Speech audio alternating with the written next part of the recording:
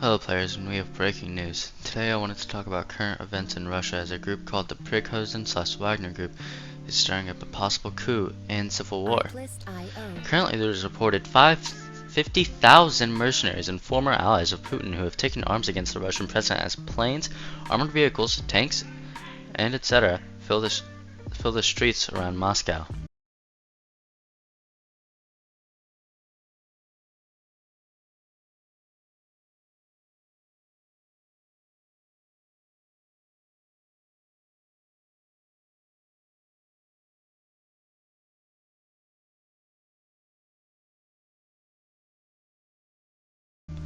The leader of the Prigozhin group is Yevgeny Prigozhin, a former ally of Putin as he was a mercenary chief. The Wagner Group was a group that was backed up by Putin when they were helping authoritarian governments in small countries, but they have taken arms against the Russian president. As Prigozhin wants to take Putin off of presidency, Putin has commanded the Russian military to eliminate the leader of the Prigozhin Group. The Russian president has addressed this situation, but in a way to paint these groups as neo-Nazis, as he's done the same in the past to the Ukrainian president, disregarding the Ukrainian president's Jewish heritage.